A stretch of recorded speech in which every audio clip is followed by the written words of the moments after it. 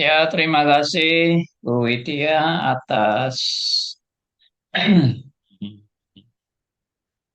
kesempatan di mana kita semua boleh belajar bersama firman Tuhan dan kita boleh bersyukur. Hari ini adalah usia SD Beda yang eh, baru berusia 2 semester. Ya, 2 semester itu seperti bayi yang baru lahir dan umurnya ya kalau bayi ya baru umur 2 bulan lah gitu. Meskipun 1 semester itu 4 bulan, kita sudah menjalani 2 semester, 2 kali 4 bulan, 8 bulan. Ya, semua karena anugerahnya dan supaya tidak berlama-lama, saya mengajak saudara berdoa, bersyukur pada Tuhan untuk anugerahnya bagi kita semua yang selalu memimpin uh, hidup saudara dan saya. Mari kita,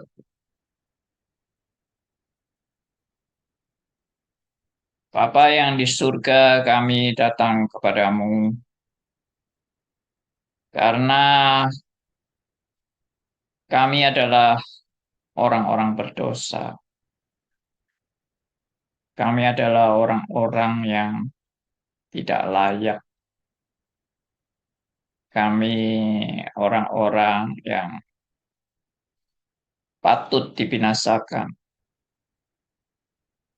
Namun Tuhan berbelas kasihan kepada kami, orang-orang yang tidak layak dan berdosa ini. Tuhan menyatakan kasih-Mu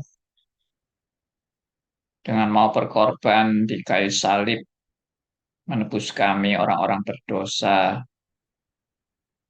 orang-orang yang tidak patut untuk menerima anugerah yang luar biasa daripada Tuhan. Kami bersyukur karena kami tidak hanya boleh menerima anugerah keselamatan, tetapi kami juga menerima jaminan keselamatan. Semua ini juga adalah anugerah Tuhan bagi kami semua. Kami juga tidak hanya menerima jaminan keselamatan, tapi kami juga menerima mandat yang daripada Tuhan untuk kami menjalani hidup tengah-tengah dunia yang hanya sementara ini.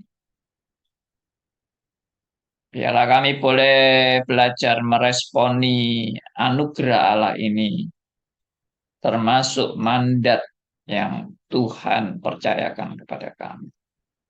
Untuk kami menjalankan misi kerajaan Allah. Kami serahkan seluruh pemberitaan firman, di mana kami akan merenungkan kiranya ini juga boleh membekali kami sebagai anak-anak. Terpujilah nama Tuhan. Dan kami berdoanya dalam nama Tuhan kami, Yesus Kristus, Tuhan dan Juru Selamat kami yang hidup. Amin. Ya, selamat malam Bapak, Ibu, Saudara sekalian yang dikasihi Tuhan. Bersyukur karena anugerahnya yang tak berkesudahan. Hari demi hari kita boleh mengalami anugerahnya secara luar biasa. Hari ini tema kita adalah misi kerajaan Allah yang sempurna dan paradoks. Misi kerajaan Allah yang sempurna dan paradoks. Mari kita membaca bagian daripada firman Tuhan. Saya mengajak saudara untuk membuka kitab dari Matius, Injil Matius pasal 4 ayat 23.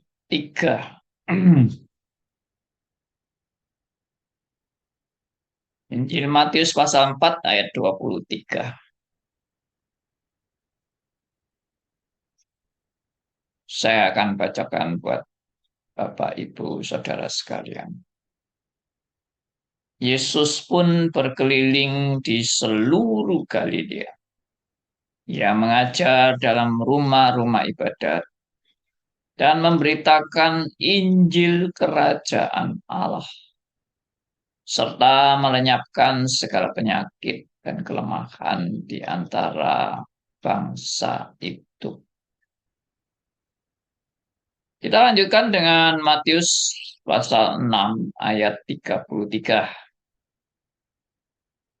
Injil Matius pasal 6 ayat 33. Saya akan bacakan bagi Anda.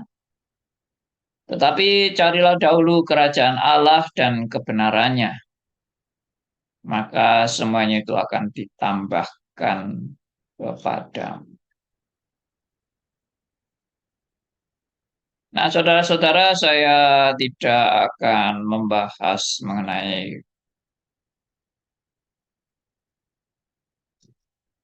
pengertian tentang kerajaan Allah. Karena itu kalau mau dibahas bisa 1 semester. Ya, membahas tentang kerajaan Allah. Tapi ya kita coba sederhanakan saja sementara ini yang dimaksud dengan kerajaan Allah itu ya misi pekabaran Injil.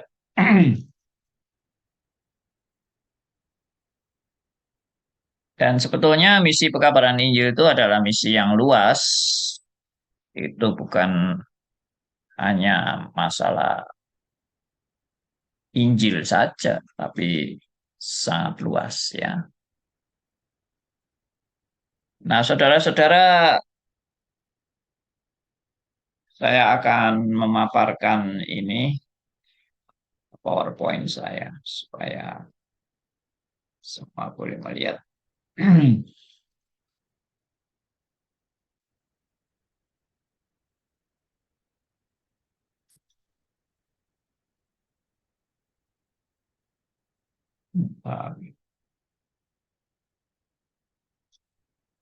Oke,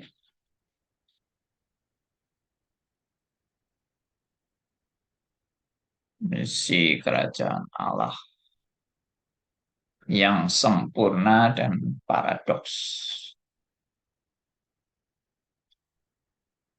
Ya,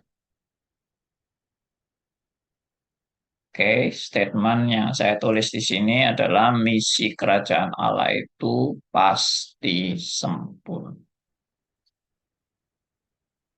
Ya, pasti sempurna. Mengapa?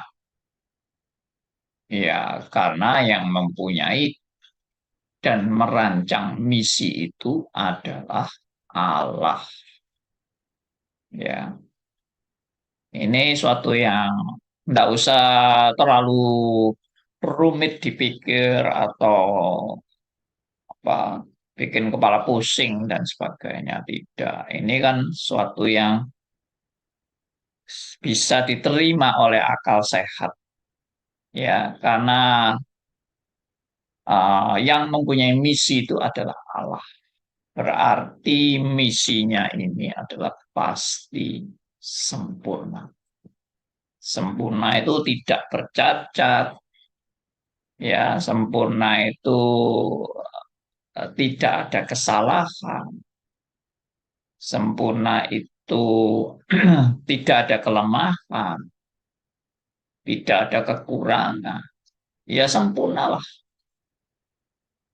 sempurna. Ini sempurna yang benar-benar sempurna.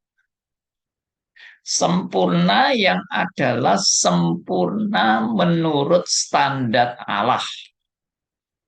Nah, kalau sempurna Anda dan saya, ya sempurna kita ini sempurna yang bercacat, ya sempurna yang ya ada ada istilahnya itu ada lubang di sana sini, ya sempurnanya saudara dan saya itu. Tapi sempurnanya Allah, apakah ada lubang di sana sini, ada kelemahan di sana sini? Ya pasti tidak. Sempurna ya sempurna, sempurnanya Allah itu, ya. Jadi yang merancang Allah. Jadi ini bukan misinya saudara dan saya, ini misinya Allah sendiri. Nah itu, ya. Kemudian berikut rancangan. Oh sorry. Ya oke oke. Rancangannya yang sempurna dari alfa sampai omega itu. Ya dalam kesempurnaan itu adalah terletak pada salib Kristus. Ya. Jadi yang dimaksud dengan rancangannya yang sempurna itu eh, rancangan yang sempurna itu apa sih? Itu ya sampai sampai di mana sih itu yang disebut dengan yang namanya sempurna itu? Nah, itu terfokus pada salib Kristus.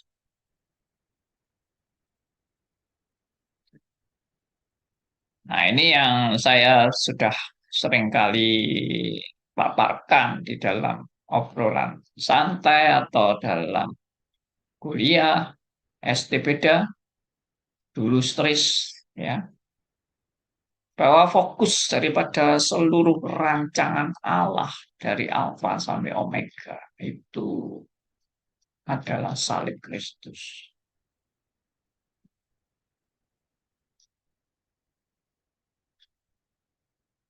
Dan ini yang seringkali tidak bisa diterima oleh manusia pada umumnya, termasuk tidak bisa diterima oleh murid-murid Kristus pada saat Kristus memperkenalkan misinya, ya, memperkenalkan apa yang akan dicapai oleh Kristus. Apa yang dicapai oleh Kristus? Ternyata yang dicapai oleh Kristus itu bukan, wih, kemegahan, ya, karya-karya hebat dan besar dan luar biasa dahsyat, ya.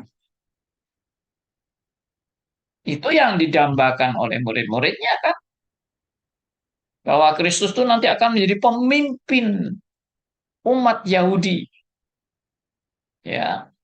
Kristus itu akan, ya, diharapkan memang betul-betul menggenapi sebagai Mesias, Mesias yang penuh dengan kemenangan, kekuasaan, ya, kedahsyatan, mengalahkan bangsa-bangsa, menjadi pemimpin Yahudi, mengalahkan semua bangsa. Itu obsesi bangsa Yahudi. Kenapa itu menjadi obsesi bangsa Yahudi? Ya karena kita lihat dari zaman orang Yahudi mulai punya kerajaan, memulai suatu kerajaan. Yang dulunya mereka tidak punya kerajaan. Dulunya mereka bangsa yang diperbudak, ya, di Mesir. Kemudian bisa dibebaskan. Kemudian akhirnya terlunta-lunta oleh tanda petik, ya. berlunta-lunta di padang gurun, ya, dengan arah yang nggak jelas, putar-putar sampai 40 tahun dalam perjalanan. Akhirnya, singkat cerita, masuk ke Kanaan.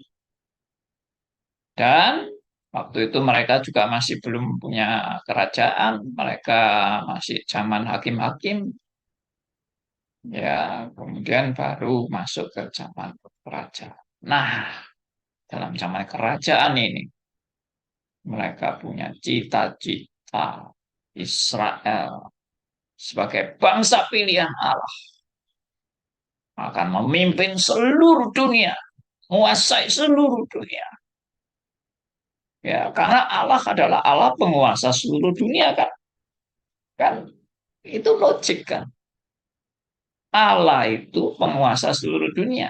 Maka bangsa pilihannya ya seharusnya menjadi bangsa yang amat sangat hebat, luar biasa, menjadi pemimpin seluruh dunia, penguasa seluruh dunia. Karena Allahnya adalah Allah penguasa seluruh dunia. Ternyata Kristus memperkenalkan salib. Nah, ini yang sebetulnya katanya rencana Tuhan itu sempurna, dahsyat, hebat, tapi ternyata kok jadi salib ini bagaimana? Ini yang disebut dengan paradoks. Dunia sampai hari ini, ya, termasuk dunia kekristenan, itu masih banyak itu orang-orang Kristen tanda petik saya, ya, ya Anda nanti bisa menilai sendiri yang saya maksud dengan Kristen tanda petik itu. Selalu berfokusnya adalah, ini kerajaan Allah. Kerajaan Allah itu akan dahsyat, akan hebat, akan luar biasa, penuh dengan apa ini kemenangan, ya, penuh dengan suatu hal-hal yang wah dahsyat luar biasa. Itulah kerajaan Allah. Kita adalah anak-anak raja. Kita akan menjadi penguasa-penguasa dunia. Akan itu kan. Sampai sekarang masih ada semboyan-semboyan. Ada Kristen tertentu yang selalu menekankan kerajaan Allah, kerajaan Allah. Lalu kita anak raja, ya, itu obsesinya itu obsesi mirip seperti bangsa Israel ini yang mau menjadi penguasa dunia. Dan Kristus diharapkan memimpin bangsa Israel memberontak kepada Romawi, menghancurkan kuasa Romawi, mengalahkan kuasa Romawi, dan Israel akan menguasai seluruh dunia. Dulu, kok tahu-tahu jadi salib? Ini apa ini salib ini? Ya, makanya waktu Tuhan Yesus menjelaskan kepada murid-muridnya bahwa dia akan menderita, dia akan disiksa, dan mati, dan bangkit pada hari ketiga. Tapi bangkit pada hari ketiganya ini nggak didengar. Mereka kaget dengan kata mati. Ya, makanya Rasul Petrus langsung bilang, wah, dijauhkanlah ini daripadamu, nggak mungkin terjadi. Ya, tidak mungkin ini. Kamu ini Mesias, kamu ini anak Allah yang hidup. Ya, mana mungkin Allah tidak akan mempunyai pikiran untuk mau membunuh anaknya, membunuh Mesias. Tidak mungkin. Nah, ya. Jadi konsep kerajaan Allah adalah konsep yang penuh dengan kedahsyatan, ya karena kerajaan itu kan menunjukkan kehebatan luar biasa, ya penuh kemenangan, ya penuh dengan kelimpahan, kekayaan, kemakmuran. Nah, sekarang muncul orang-orang Kristen zaman sekarang juga banyak yang orientasinya kekayaan, kemakmuran, kemenangan, dahsyatan, karena kerajaan. Kita ini menjalankan kerajaan, tapi Tuhan Yesus justru memperkenalkan kerajaan Allah, terfokus kepada salib Kristus.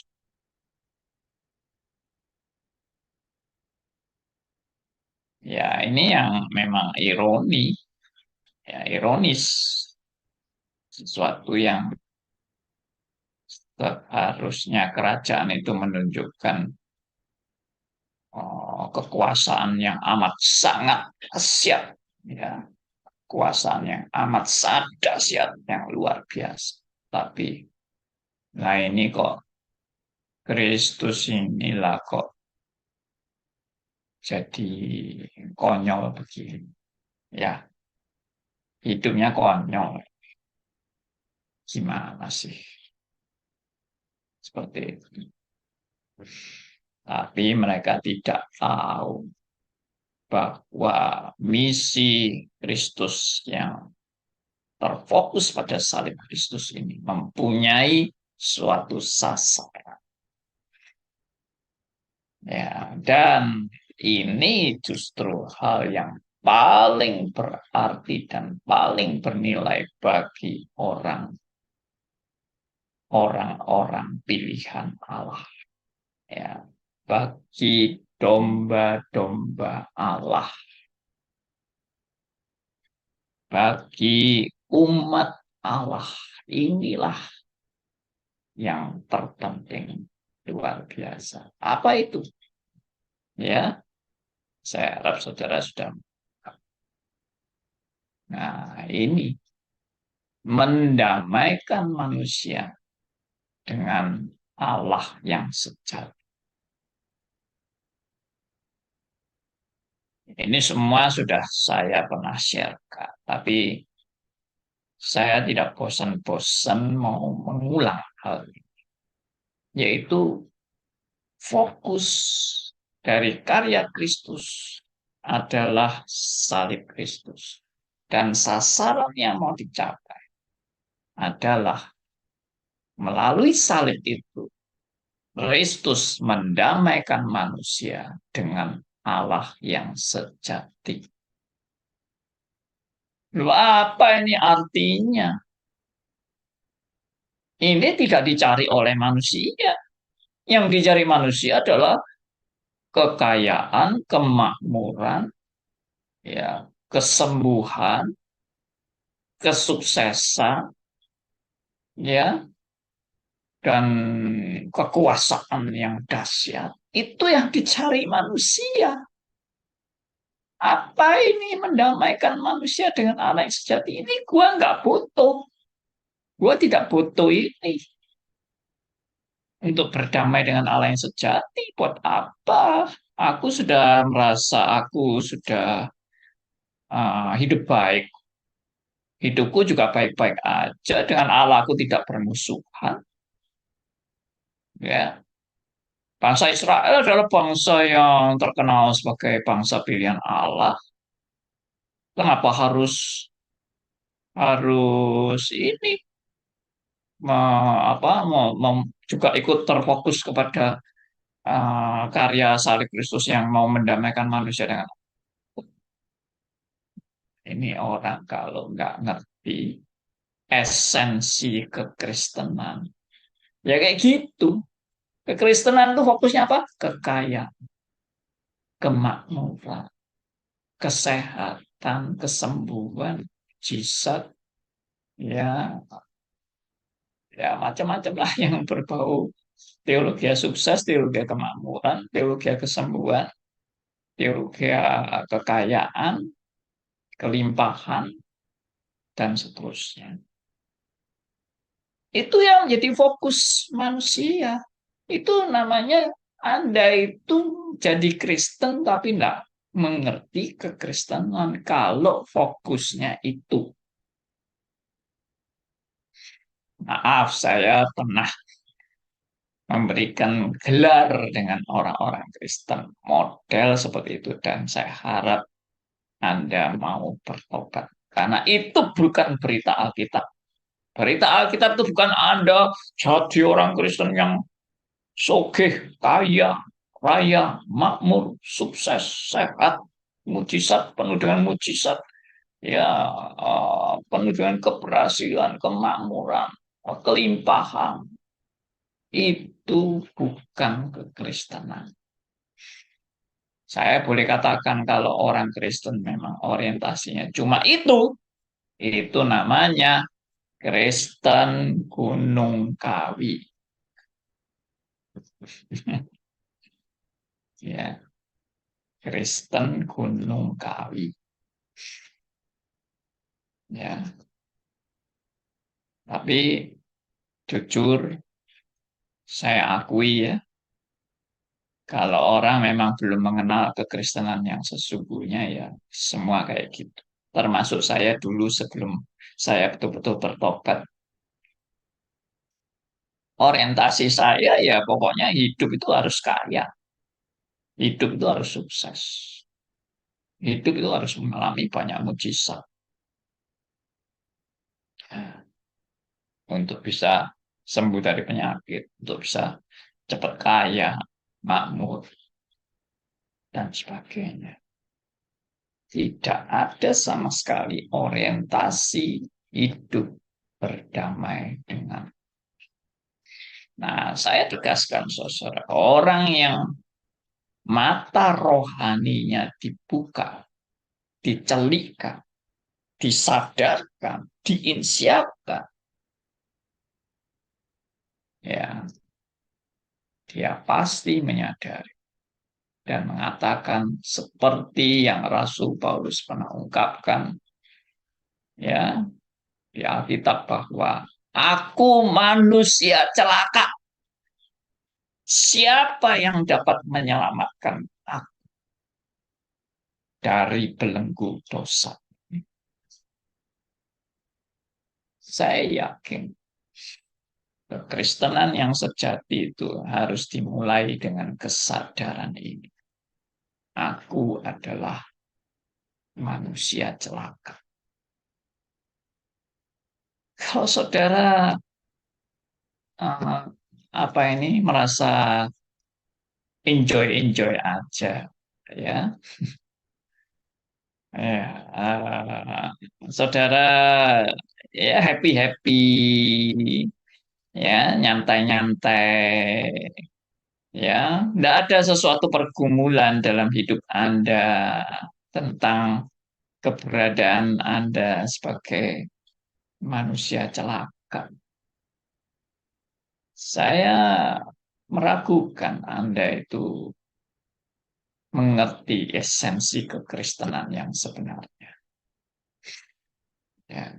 Dan saya undang Anda untuk datang kepada salib Kristus. Coba kita lihat ini ya, kitab Roma. Roma pasal 7. Ini salah satu contoh dari pergumulan Rasul Paulus untuk menghadapi pergumulan dalam hidupnya dia. Ya, saya ajak saudara membaca dulu Roma 7. Ya, Roma pasal 7 ayat 18 dan 19. Ini yang saya juga sudah share ke teman-teman. Roma 7 ayat 18 di sini dikatakan sebab aku tahu bahwa di dalam aku yaitu di dalam aku sebagai manusia tidak ada sesuatu yang baik. Sebab kehendak memang ada di dalam aku tetapi bukan hal berbuat apa yang baik. Ya, untuk kehendaknya memang ada. Maksudnya kehendak mau berbuat baik itu ada, tetapi kenyataannya, kenyataannya untuk perbuatannya itu ternyata tidak sebagaimana yang dikehendaki. Nah, ayat 19 lebih dipertegas. Sebab bukan apa yang aku kehendaki, nah, itu, ya, bukan apa yang aku kehendaki, yaitu yang baik yang aku perbuat. Melainkan apa yang tidak aku kehendaki, yaitu yang jahat yang aku perbuat. Ini yang menjadi pergumulan Rasul Paulus di dalam Rasul Paulus menjalani hidup sebagai orang percaya. Ternyata ini yang paling krusial dalam kehidupan Rasul Paulus. Bahwa ada suatu pertentangan di dalam dirinya akan hal yang namanya mau berbuat baik. Tapi yang dilakukan justru yang jahat. Maunya berbuat baik, tapi yang jahat. Dan kalau penafsir Arminian menafsirkan ayat ini, oh ini hidup lamanya Rasul Paulus. Justru salah. Ini adalah Rasul Paulus setelah bertobat. Orang yang dicelikan mata rohaninya oleh Roh Kudus adalah orang yang menyadari kebobrokan dan ketidaklayakannya di hadapan Allah. Bukan orang yang merasa aku sudah suci, sudah bersih, tidak ada noda dalam hidupku. Tidak ada pergumulan karena aku sudah mencapai kesucian yang paling suci. Justru salah. Justru yang benar adalah Paulus itu sebelum bertobat, justru dia merasa dirinya suci. Paulus sebelum di dalam Kristus, justru dia merasa dia adalah orang yang layak di hadapan Allah. Bahkan dia adalah pembela-pembela. Dia mau menghabisi pengikut Kristus. Kenapa? Karena ini dianggap orang ini berbahaya untuk agama Yahudi. Pengikut-pengikut Kristus itu sangat berbahaya untuk agama Yahudi. Harus dibasmi. Dan Paulus merasa dia melakukan itu dalam pengabdian kepada Allah. Nah, justru kalimat-kalimat yang diucapkan di Roma 7 ayat 18 dan 19 ini adalah gambaran Paulus setelah bertobat. Dia baru menyadari betapa bobroknya dia di hadapan Allah.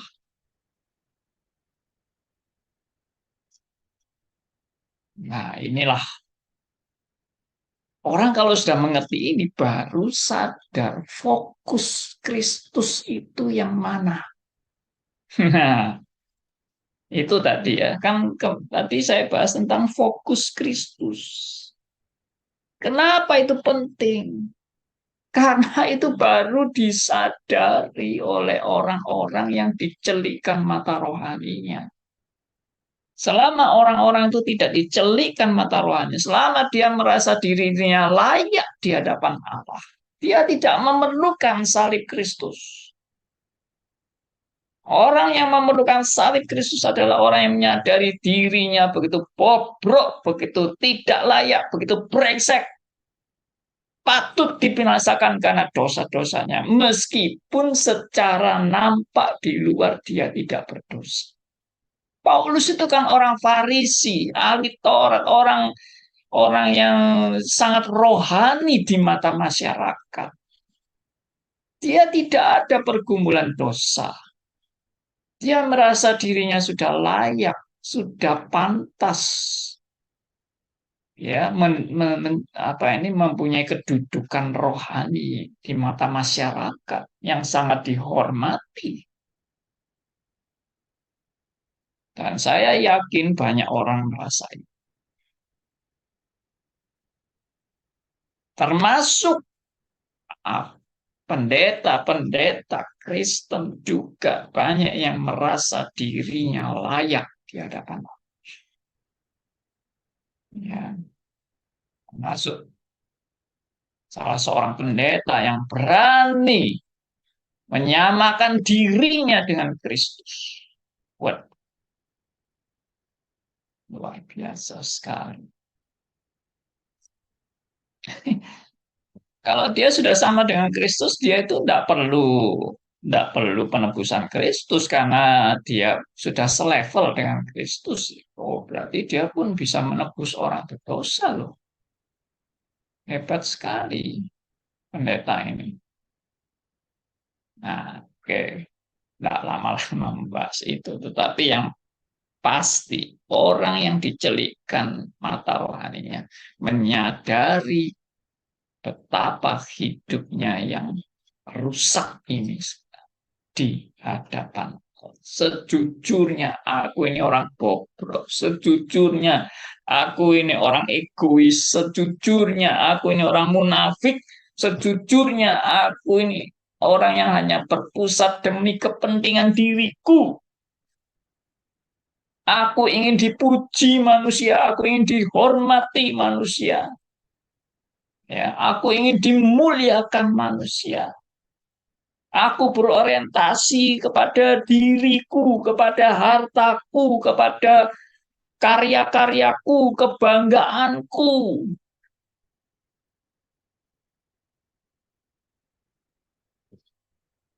Nah, dari kesadaran ini, Paulus membuat satu kalimat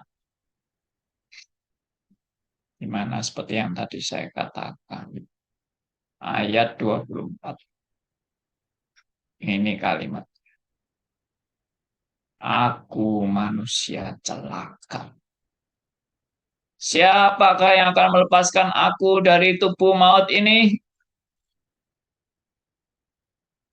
Inilah yang seharusnya diucapkan oleh orang yang menyadari bahwa salib Kristus adalah pusat segala-galanya. Anda kalau tidak menyadari Anda manusia celaka, Anda tidak perlu salib Kristus. Omong kosong dan munafik. Maksudnya munafik itu apa? Lawang kamu merasa dirimu sudah salah. Kamu merasa dirimu sudah menjadi orang benar. Ya, kamu kan orang benar. Kamu kan orang baik. Kamu kan orang yang rohani. Ya, atau orang yang ya istilahnya hebat lah kamu. Jadi kamu tidak perlu salib Kristus. Jadi itu yang menjadi suatu hal yang kontradiksi ya. Suatu yang kontradiksi bahwa saya menerima Yesus sebagai Tuhan dan Juru Selamat. Tapi aku merasa diriku ini orang baik. Aku merasa diriku ini, aku ini orang saleh. Aku orang yang berjasa kepada Tuhan. Aku sudah membuat karya-karya hebat dalam hidupku. Ya, Tuhan aja sampai terima kasih sama aku karena karya-karyaku yang hebat. Tapi dia menerima Yesus sebagai Tuhan dan Juru Selamat. Dia menerima karya Kristus di kayu salib. Nah, itu namanya munafik. Anda menerima karya Kristus di kayu salib, tapi Anda merasa Anda ini orang saleh, orang yang baik, orang benar. Itu namanya munafik. Kenapa? Yang tidak munafik ini seharusnya mengatakan seperti ayat 24. Aku manusia celaka. Aku manusia brengsek. Aku manusia berdosa. Siapa yang akan melepaskan aku dari tubuh maut ini? Jawabannya Bukan aku belajar hidup saleh. Bukan aku belajar hidup benar di hadapan Allah. Bukan belajar hidup tanpa dosa. Ya, dengan aku tanpa dosa, maka Tuhan mau terima aku. Dengan aku saleh, maka aku akan lulus dan aku bisa masuk surga. Tidak, justru kamu itu hopeless. Ini gambaran hopeless. Ini gambaran nggak ada harapan. Aku manusia celaka. Nggak ada harapan sudah. Siapa yang dapat melepaskan aku dari hukum maut ini? Ya bukan kesalehanmu, bukan usahamu, bukan kebaikanmu. Jawabannya di ayat 25. Ya, jawabannya apa? Syukur kepada Allah oleh Yesus Kristus Tuhan kita. Nah, ini orang kalau sudah memahami ini, dia baru sadar bahwa memang pusat daripada seluruh misi kerajaan Allah itu adalah salib Kristus.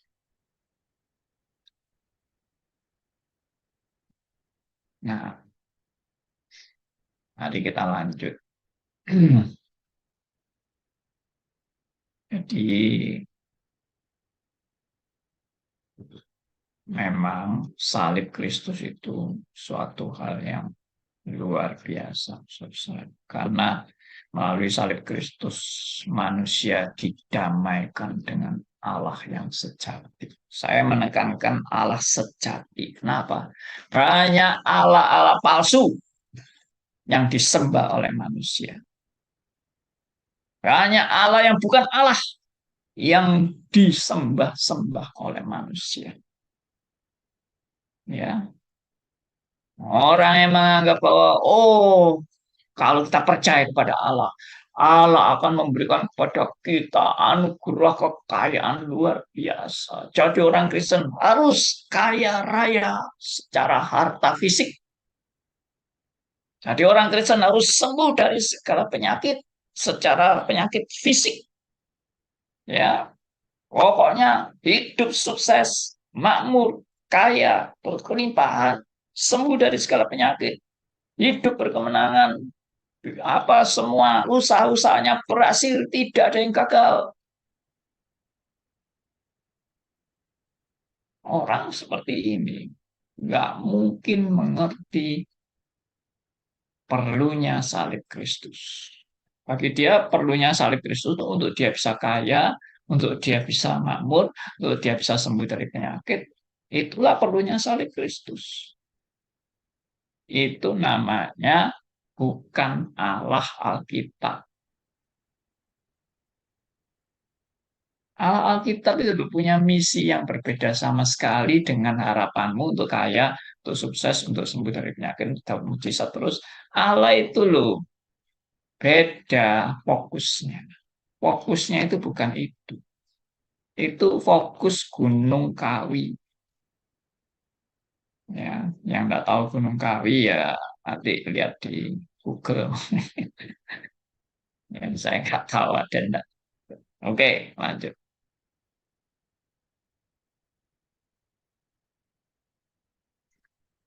Jadi agar manusia mengenal Allah yang benar-benar Allah. Jadi bukan Allah palsu. Untuk mengenal Allah yang benar-benar Allah itu membutuhkan proses seumur hidup yang gak habis-habisnya. Proses belajar seumur hidup yang enggak. Kenapa? Karena Allah itu tak terbatas. Kita harus benar-benar mengenal Allah yang benar-benar Allah. Itu orang-orang Israel yang mengharapkan Mesias datang sebagai apa ini raja yang penuh dengan kemenangan kekuasaan dan akan membela bangsa Israel itu konsep duniawi yang salah, pengharapan yang salah. Makanya mereka nggak bisa terima itu Kristus kok disalib, mati, disalib. Aduh itu ya bukan Mesias pasti. Mesias itu penuh dengan kemenangan, kesuksesan, keberhasilan, kemegahan. Itu nggak mungkin Mesias itu mati di kayu salib, itu nggak mungkin. Itu. Itu berarti mereka tidak mengenal Allah yang benar-benar. Sampai hari ini, saudara, mereka masih menantikan Mesias. Sampai hari ini orang Yahudi itu menertawakan orang Kristen yang agama Yahudi ya. Ada orang Yahudi yang sudah Kristen juga, tapi minoritas. Mereka menertawakan. Apa itu? Jesus Christ, apa itu? Ya, orang yang bergaul sama orang-orang miskin, yang sama pelacur, ya, sama pemungut cukai apa. Aduh, itu nggak ada harapan itu, percaya kayak gitu itu. Kita percaya kepada Mesias yang penuh dengan kedahsyatan, kemenangan, kekuasaan, kehebatan. Tidak dimengerti, saudara. Salib Kristus itu tidak mengerti. Nah, itu paradoksnya di sini. Allah yang maha dahsyat, Allah yang maha kuasa, Allah yang penuh dengan apa ini apa kekuasaan, maha kemahaan yang tak terbatas itu.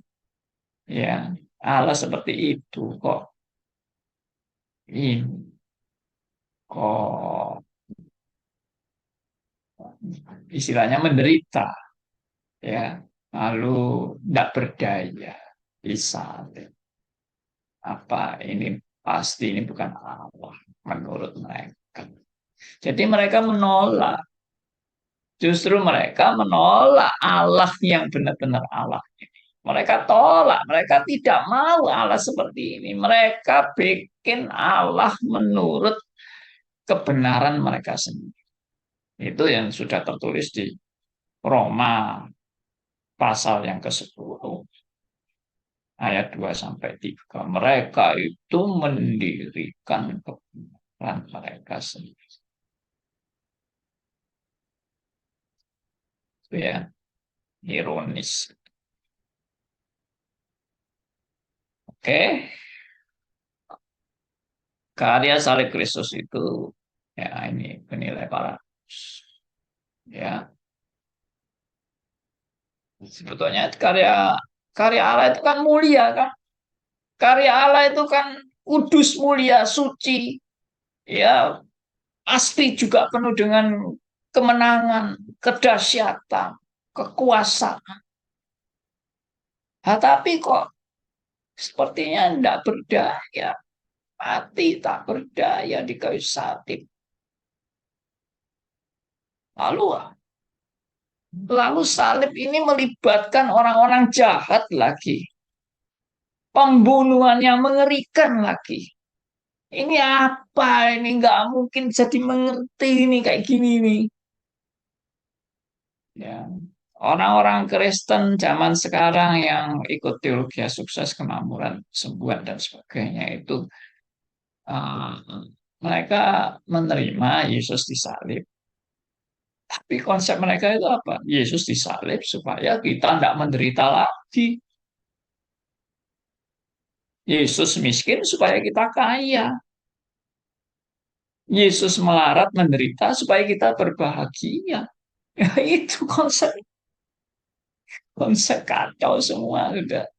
Yang dimaksud supaya mereka kaya, sukses, ya mereka tidak menderita, mereka berbahagia. Itu konsep duniawi semua. Pikirannya itu pikiran standar duniawi, kaya kaya duniawi, ya sukses sukses duniawi, sembuh ya sembuh penyakit lahiriah itu sembuh.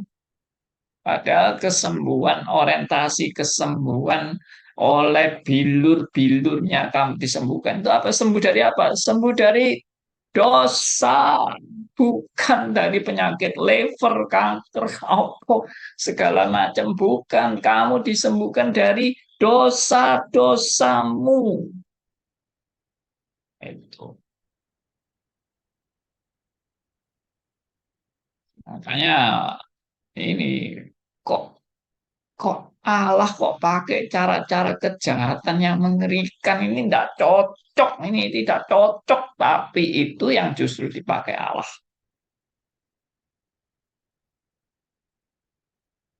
Karena itu penjelasan Rasul Petrus di kisah Rasul waktu hari Pentakosta itu sangat-sangat berbanding terbalik dengan konsep Petrus sebelumnya, sebelum dia mengerti di hari Pentakosta ini.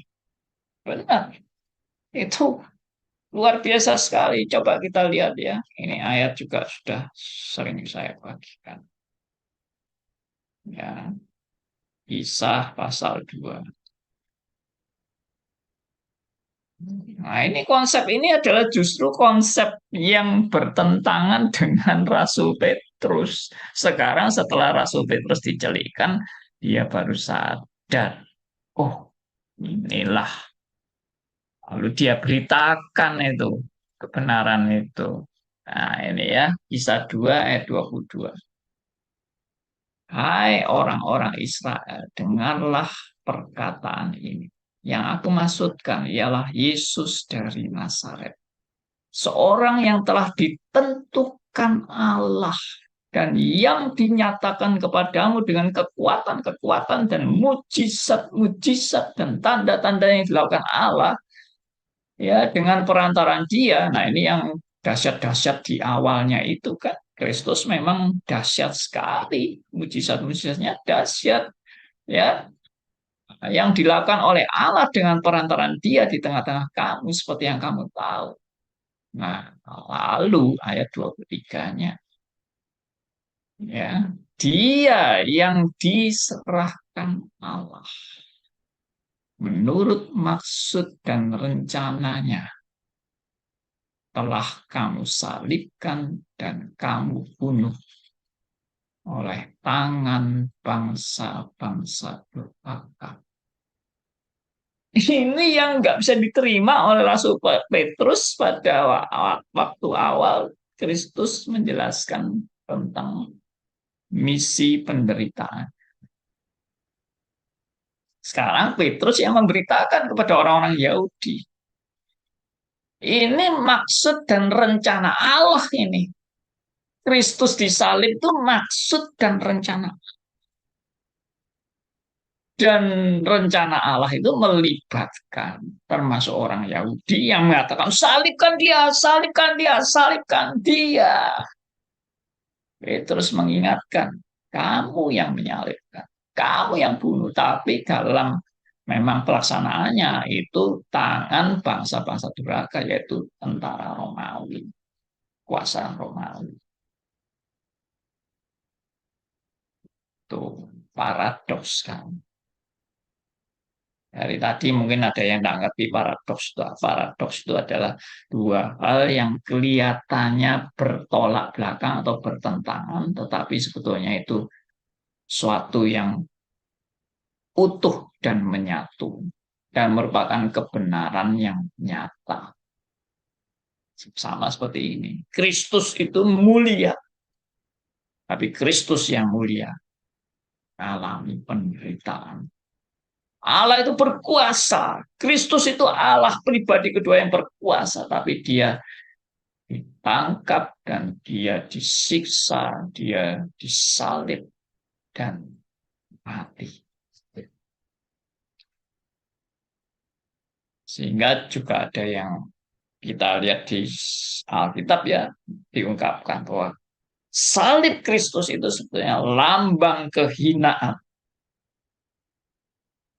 Tapi lambang kehinaan ini dipakai Allah untuk menjadi kemuliaan, yaitu mendamaikan manusia dengan Allah. Nah, itu saudara-saudara. Apakah misi ini adalah kecelakaan? Misi Allah ini adalah misi dari kecelakaan? Tidak. Misi Allah ini misi kesempurnaannya. Bukan karena kecelakaan. Ya. Ini adalah kesempurnaan dari rencana Allah. Digenapi di dalam Yesus Kristus. Dan hasilnya adalah untuk kemuliaan bagi Allah. Salib Kristus itu membawa kemuliaan bagi Allah. Dan orang-orang yang ditebus oleh Kristus adalah orang-orang yang memuliakan Allah. Dipanggil untuk memuliakan. Bukan bersenang-senang dengan keselamatan untuk kepentingan diri, untuk kenikmatan diri, untuk egosentrisnya. No, Anda diselamatkan supaya hidup tidak dipersembahkan bagi kemuliaan. Ya, ini sudah berkali-kali saya ungkapkan. Anda diselamatkan bukan untuk kepentingan egois Anda. Anda diselamatkan untuk hidup Anda dipersembahkan bagi kemuliaan. Itu panggilan Tuhan, saudara-saudara. Kalau saudara tidak menangkap ini, saudara tidak ngerti, masih belum mengerti kekristenan. Benar, saya nggak bohong. Karena saya dulu juga seperti itu. Saya tidak ngerti kekristenan. Saya tidak ngerti masalah-masalah seperti ini. Puji Tuhan, Tuhan bukakan mata rohani kita untuk memahami kebenaran yang sejati. Dan saudara tahu, misi Kristus yang berorientasi kepada salib itu juga diikuti jejaknya oleh murid-muridnya. Ya, murid-muridnya itu semua, hampir semua mati sebagai martir. Dibakar hidup-hidup. Diadu dengan binatang buas. Dipotong-potong mayatnya. Atau tubuhnya dipotong-potong. Ya, dipenggal kepalanya. Disalib terbalik. Luar biasa sekali. Misi kerajaan Allah begitu secara manusia begitu mengerikan, saudara. Begitu mengerikan. Dan bukan diikuti hanya oleh murid-murid Kristus, diikuti oleh para martir pada zaman-zaman kekristenan terus berkembang di awal-awal itu. Para martir, ya, luar biasa. Orang yang mati mungkin bisa ribuan, ratusan ribu. Saya nggak tahu jumlah manusia pada waktu itu sudah seberapa, ya, jutaan. Dan saya percaya juga sampai hari ini, misi kerajaan Allah yang saudara dan saya jalankan adalah bukan misi yang enak-enak, santai-santai, senang-senang, menikmati untuk kepentingan diri, untuk kemuliaan diri, untuk kekayaan diri, untuk egosentris, ya, untuk kemuliaan diri sendiri. No, misi kerajaan Allah saya lihat dari dulu sampai sekarang tetap spiritnya sama.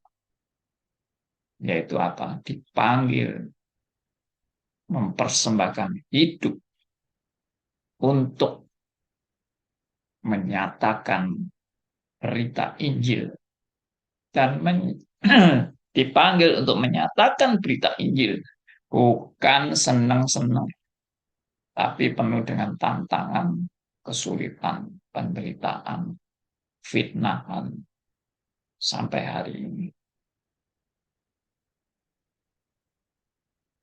Kalau saudara membaca riwayat kekristenan, ya, boleh dikata kekristenan itu tidak pernah mengalami namanya hidup enak-enak, gampang, senang-senang, tidak ada masalah.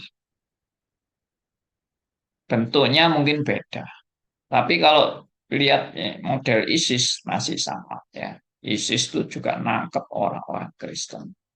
disuruh menyangkal imannya, kalau tidak mau langsung ditenggelamkan ya sampai mati atau ditembak sampai mati ya atau dikubur hidup-hidup saya nggak tahu. Jadi banyak sekali model-model siksaan. Saya pernah lihat video-videonya itu mengerikan. Orang dipotong-potong kayak ayam, ya sudah tidak menghargai manusia sama sekali. Tapi selain itu, kalau saudara tidak mengalami itu, saudara tetap mengalami namanya peperangan rohani. Ya, seperti yang di-sharingkan oleh Pak Ferry yang ya, di Amerika dengan banyaknya LGBT. Itu, waduh, itu peperangan rohani luar biasa. Kekristenan yang sudah diwarnai oleh evolusi. Sekarang banyak orang-orang Kristen memegang teori evolusi. Heran sekali.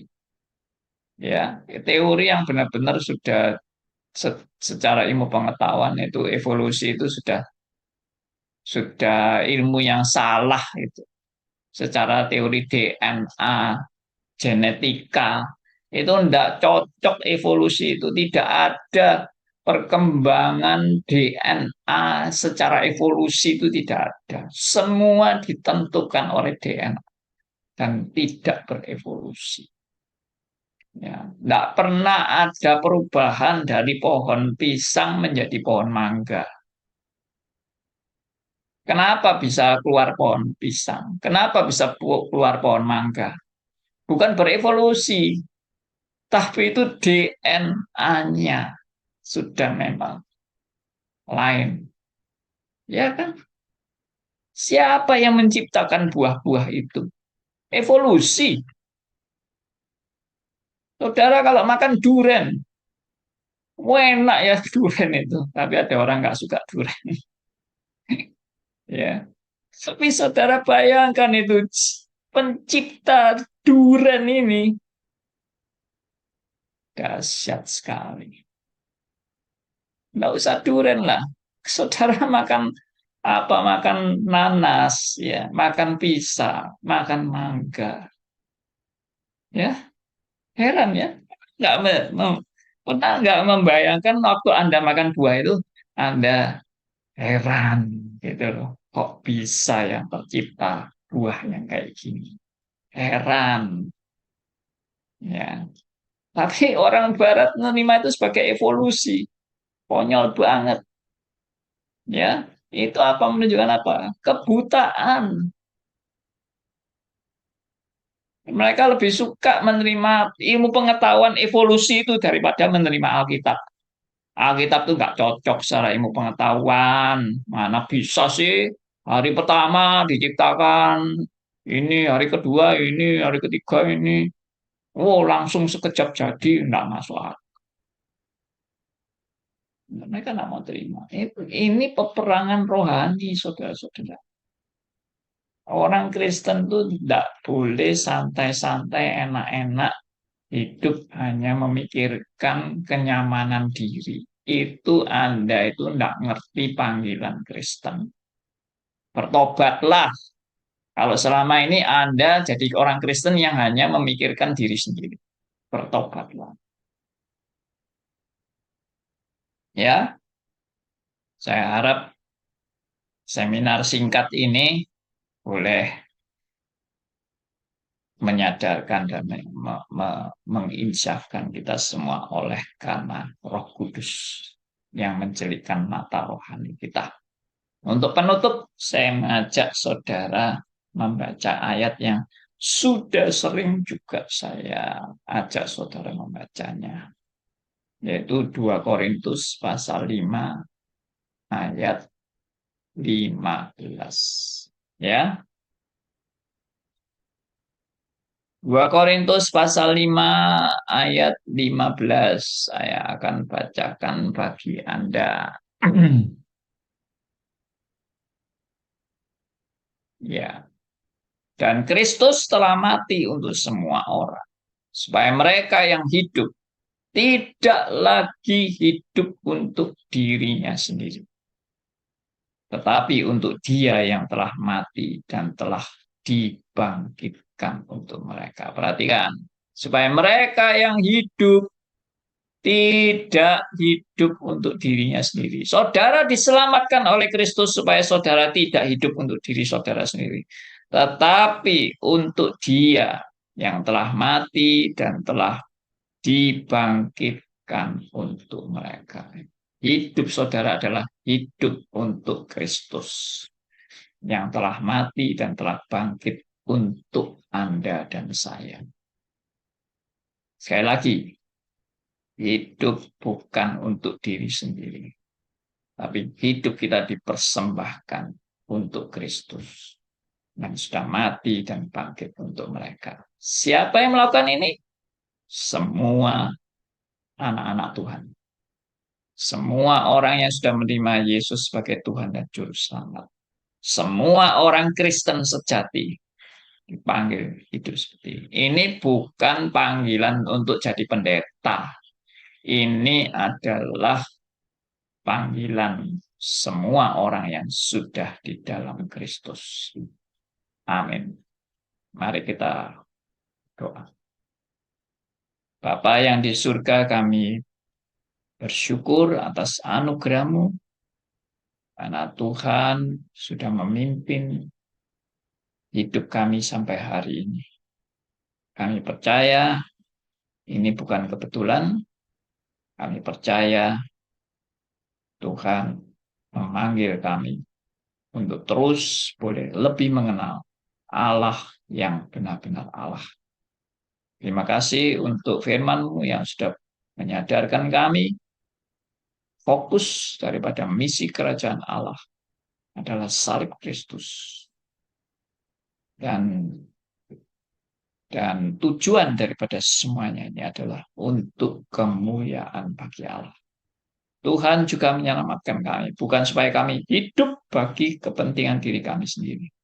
Tapi Tuhan menyelamatkan kami supaya hidup kami dipersembahkan untuk kemuliaan bagi Allah. Terpujilah nama Tuhan, kami serahkan doa kami serahkan semua yang sudah diberitakan Tuhan yang menyempurnakan dalam hidup kami masing-masing. Dalam nama Yesus Kristus, Tuhan dan Juru Selamat kami yang hidup, kami berdoa. Amin.